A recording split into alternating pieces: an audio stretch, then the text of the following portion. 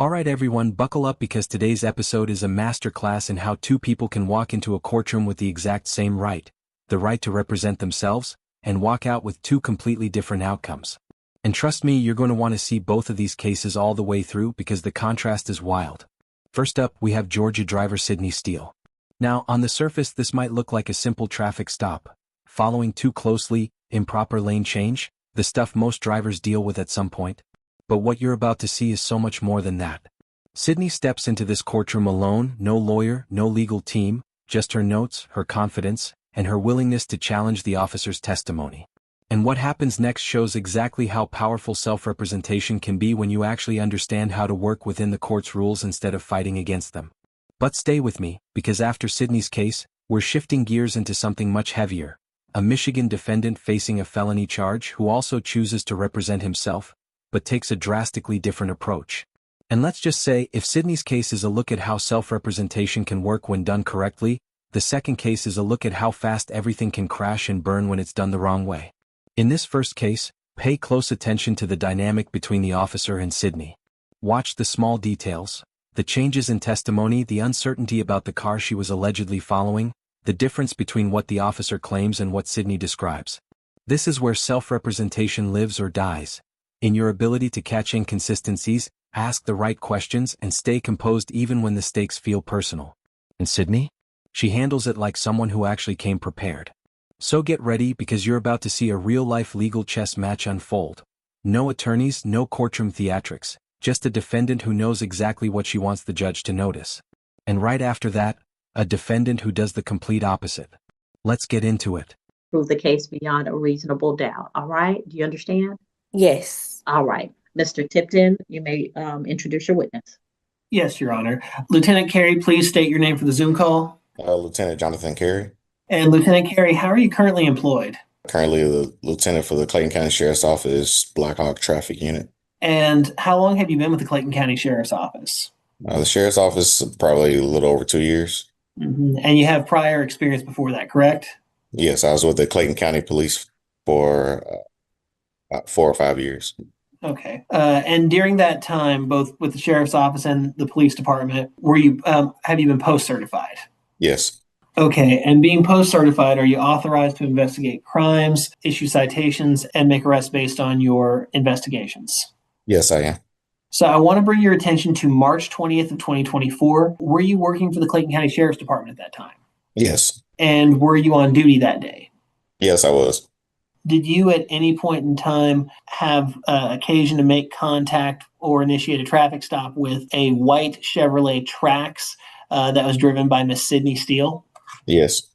Okay. Can you tell me about what drove you to or what caused you to initiate contact with Miss Steele? Yes. So during my role during the day, I look for erratic lane changes, reckless drivers, speeders. So while traveling on Fair Boulevard, passing over Road 88, I was monitoring traffic in my rearview mirror. I observed a white SUV changing several lanes, not giving the public enough notice that she was changing lanes, nor was nor was the vehicle using a turn signal. I observed the vehicle getting closer to me as she was changing lanes. She was also following another vehicle too close. Once she changed from lanes 2 back to lane 1 several times, she passed me. I'm sorry. From lane 3 to lane 2, she passed me in lane 3, and that's when I conducted a traffic stop on that vehicle and spoke with the driver. While speaking with the driver, she advised that she was in a hurry to get to Atlanta because she had a hair appointment. Okay. You stated she didn't use any turn signals. Is that correct? Correct. Okay. And what was the basis of the following too close? She was following another vehicle too close as she was changing lanes. Based on your knowledge, your training, and your experience, as well as what you observed, was that a safe maneuver for her to make? No, it was not. Would a reasonably proven driver have followed that closely? No. And if that vehicle in front of her would have slammed on brakes, she would have been at fault, and that definitely probably would have caused an accident. Okay. And with the improper lane change, was there anything improper? Tell me about what was improper about that lane change besides just the signal. So when you change lanes, you have to give the public enough notice that you're about to change lanes, which she failed to do. Okay. Several times, not just one time. Okay. So about how many lane changes did you observe? I believe I observed three. So she went from the number 3 lane to the number 2 lane, then back to the number 3 lane. To occur in Clayton County? Yes, it did. Okay. I have no further questions at this time. All right, Ms. Steele, did you have any questions of Lieutenant Carey? Yes. Go ahead, ma'am. So you said that you were observing me in your rearview mirror when I Correct. did all of these. Okay. So if you're observing me in my rearview mirror, how are you able to see how close I'm driving behind another car? If you're looking in your rearview mirror, you would see the car that's in front of me. You wouldn't be able to see my car. I can see your car and the car in front of you. Got you. So how are you able to determine how close my tires were to the trunk of the car in front of me? I can't determine how close your tires are, but I can determine how close your bumper is to their rear bumper And how are you able to do that? by looking at it. And what did you see? How close was I? If you had, You're not required to present any evidence or testimony. yes, All right, and you're waiving your right to remain silent in order to offer evidence and testimony. yes, ma'am. All right, raise your right hand for me. You solemnly swear or affirm any testimony you give in this matter will be true. Yes. All right, you can put your hand down. Go ahead, tell me what you need me to know. Okay, so the day this happened, I stopped at the gas station. At the time, I was 6 months pregnant. I stopped at the gas station, grabbed some water. I get out of the gas station. I turn right. As soon as I turn right, I turn into a light. I pulled behind the police officer. No other car was in front of me other than the police officer. When the light changed, it's like he wasn't moving. So I put my signal on to get in the lane to the right of me. I got in the lane to the right of me. He then got in the lane behind me. And I looked in my rearview mirror and I'm like, he is driving so close to me. Like, he was so close. I could not see his tires. This is why I asked these questions, because in driver's training, they teach you have to at least be able to see the car's tires behind you. So that's how I was able to determine that he was driving too close to me. It was not a car length behind me. So then I'm like, okay. So I put my signal on, get back in the left lane. He gets back in the left lane. So I'm like, what is happening right now? Like, I was so confused as to what's happening. I'm like, am I in his way? What's going on? So then I did get back into the right lane. And when I went to get into the right lane, that's when he turned his light on and pulled me over. And I was confused as to, one, why he chose to do that. Because I was, like I said, I was just confused. And he asked me, I asked him, why did you pull me over? And he said, are you in a hurry or something like that? And I was like, well, I'm trying to get to my hair appointment because I was going to get my hair done for my baby shower. And he's like, okay, and then asked for my information. And when he came back and told me, one, driving too close, I'm like, how was I driving too close when I pulled up behind you at a red light? So I literally was not driving. You weren't driving. The light was red. And then when the light changed colors, you didn't really take off. So I'm like, okay, let me get out of this man's way because I have somewhere I have to go. And clearly he does not. So that's when I got over. And also, I have a 2024 Chevy Trax. My car, you literally cannot switch lanes without putting your signal on because it will jerk you back into your lane. So for one, I don't change lanes, especially while I was 6 months pregnant, without giving anybody proper notice because I wouldn't want to put myself or my son in danger. And then that's why I also asked, what was the car? Because, there literally was not another car in front of me other than him. And then when I got over, for him to see all of these different lane changes, he was right behind me. And I did switch lanes that many times because he was driving so close up on my bumper to where he was correct. If I would have put on my brakes, he would have hit me in the back of my car. Okay. Any questions, Mr. Tipton? No, Your Honor. All right. Anything else, Ms. Steele? No, ma'am. No, Your Honor. Okay. Argument? State will submit on the facts, Your Honor. All right. Ms. Steele, I found you not guilty of the offenses before the court. Each of you are given testimony in this case. Each person has submitted sworn testimony without additional evidence. Neither testimony has greater weight than the other. Therefore, the court is not able to determine beyond a reasonable doubt that you committed an offense in this case and finds you not guilty on both offenses. Thank you.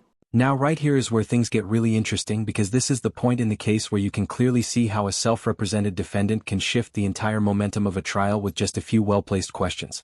Let's break down what Sydney just did, because whether she realized it or not, this was textbook cross-examination strategy. First, she locked the officer into his initial claim, that he observed her driving behavior through his rearview mirror. That matters because a rearview mirror gives you a very different line of sight compared to a side mirror, especially when you're talking about estimating the distance between two other vehicles.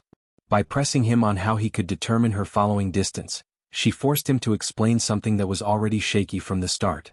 Then, when the prosecution tried to clean up the officer's testimony on redirect, suddenly the story changed. Now it wasn't the rearview mirror, it was the side mirror. And anytime a witness changes details about where they were looking, what they saw, or how they saw it, credibility automatically takes a hit. Judges noticed that. Viewers noticed that. And you'd better believe Sydney noticed it too. Next, she pushed him on the type of vehicle she supposedly followed too closely.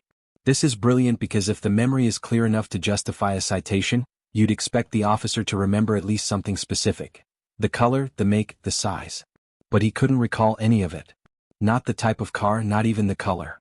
That lack of recall doesn't automatically prove she's innocent, but it does raise an eyebrow for the judge, because memory gaps and core observations weaken the reliability of the testimony. And here's the key, Sydney stayed calm. She didn't argue, she didn't get emotional, she didn't accuse him of lying. She simply presented reasonable questions. Questions that highlighted uncertainty without ever having to say the words herself. Now let me ask the viewers, if you were the judge, would this testimony give you confidence beyond a reasonable doubt? Or would the shifting explanations create more questions than answers? Drop your thoughts in the comments. I'm really curious how you see this. This moment is the turning point of her case. After this exchange, the judge doesn't have a strong enough factual foundation to convict.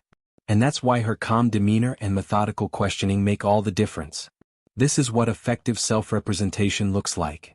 I'm required by law, before I accept that waiver, to do a couple things. One, advise you of the maximum penalties that you could face for the charges that you're in my court for. Resisting, obstructing conservation officers is a high court misdemeanor punishable by up to 2 years in prison and or $1,000 fine.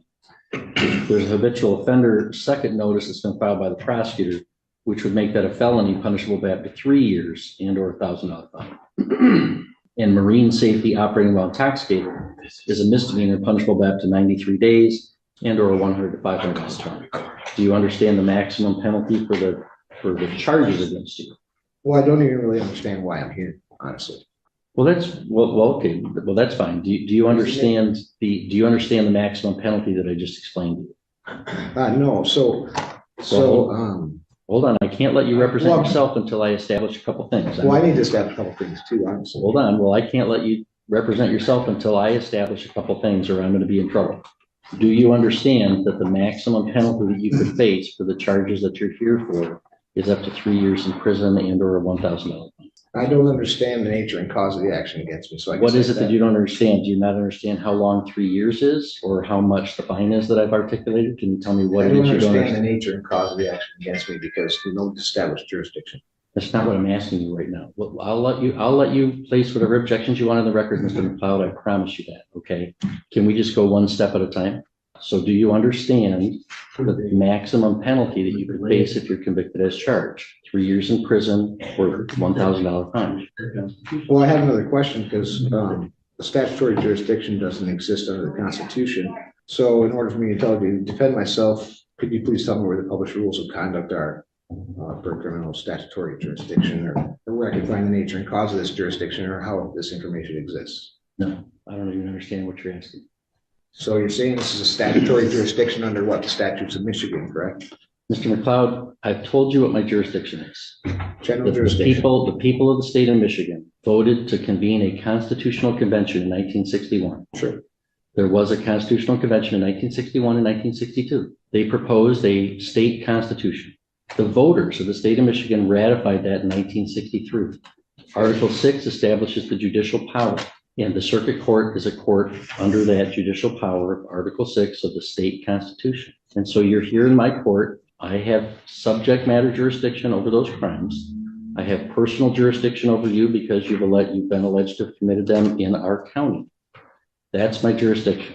Mr. McLeod challenges the quote-unquote jurisdiction of the court, and Judge Gaucher explains that the court has both quote-unquote subject matter and quote-unquote personal jurisdiction under the Michigan Constitution and state law. When Mr. McLeod challenges the court's quote-unquote jurisdiction, he's essentially arguing that the court lacks the legal authority to hear his case or issue binding decisions against him. In general, a court can only exercise power over a case if jurisdiction is granted by Constitution or statute. So-called subject matter jurisdiction refers to a court's authority to hear the type of case that has been filed. In this instance, a criminal prosecution under Michigan law. Circuit courts in Michigan are courts of general jurisdiction, meaning that they have the broad authority to hear civil and criminal cases arising under state law, except those specifically reserved for other courts or for the federal system. So-called personal jurisdiction, on the other hand, refers to a court's power over an individual defendant. Here, the 53rd Circuit Court has personal jurisdiction over Mr. McLeod because the alleged offense occurred within its geographic boundaries and he was properly brought before the court. Therefore, Mr. McLeod's insistence that the court had no jurisdiction lacked a legitimate legal basis. So, Mr. McLeod, you want to represent yourself? Do you understand the maximum penalty that you could face of 3 years in prison and or $1,000 fine? 1 second. I can see why his attorney would, Drew. Oh, shit. Hang on. Someone in the prosecutor's office is not muted. I'm going to remove you from the meeting at this time. Oh. Prosecutor's office is generally allowed to attend to observe. They've participated. I'm removing them from the hearing. Mr. McLeod, do you understand the maximum penalty that you could face? 1 second. Okay, so in enforcement of mere statutes, judges of all courts do not act judicially and are thus are not protected and qualified by limited immunity. That's Owen versus the city. I just want to state a few things for the record since you're claiming this is jurisdiction under statutory law. Hang on. Mr. McLeod, can we back it? Look at me for a second. Can we talk here? I challenge subject matter jurisdiction and nothing can go forward until that's addressed. You're saying I did address it and I denied your objection. I have subject matter jurisdiction. Exists under the Constitution. Your objection is noted. All right. So, Mr. McLeod, do you understand? Let me explain to you. Sure. Sometimes, as I said, people might want to represent themselves, but let's say I stand with this. So I can't answer any of your questions until you answer some of mine. that's not how it works. Are you refusing to answer my question? No, I'm Then answer it. Do you understand the maximum penalty that you face for this charge? So judges who become involved in enforcement of Mr. these McLeod, statutes. I have other matters. Mr. McLeod, Involved agency. What's that? you know, I understand you want to object to things, and you're going to be allowed to object to things. Okay. Sure. But we have to do things one step at a time. And I do have other cases today. I'm not going to entertain this for like a whole hour. I've got other cases going on. If you want to dig in your heels and just make this real complicated or real difficult, we could do that. And I can hold you in contempt and you'll go back to a jail cell for a while. I don't wish to be held in contempt. I just wish to exercise my Sixth Amendment right. That's fine. And so before I can let you under, I can cite laws that will show you that the exercise of a right can be converted into a crime. I'm trying to understand the nature and cause of the action against me. You're not clarifying enough to where I can comprehend it, as you say. You don't comprehend the maximum penalty that you would face. I'm not answering any of those questions until you establish that this is a court of the Constitution, has jurisdiction under these jurisdictions. I established it. I told you. You might think I'm wrong and you can appeal. There's no such thing as a statutory jurisdiction. Mr. McLeod, let me make this simple for you. Do you ever watch, let me make this simple for you. Sure. I'm going to ask you this question one more time. One more time. Okay. Two things are going to happen. You are either going to answer my question or I'm going to hold you summarily in contempt and the court officer will bring you to a jail cell and we'll talk about it tomorrow. You understand that? So, Mr. McLeod, two things are going to happen. You're going to answer my question or you're going to jail for summary contempt for not complying with the court's request. Do you, Mr. McLeod, understand that the maximum penalty for the charge against you is 3 years in prison and or $1,000 fine? I don't understand the charges. Mr. McLeod is in contempt of court, taken into custody. Really? That's it. Protecting my rights is what this isn't true. You guys are follow unconstitutional orders. Following unlawful orders. It's not constitutional at all. Mr. McLeod's in contempt of sentenced to 1 day.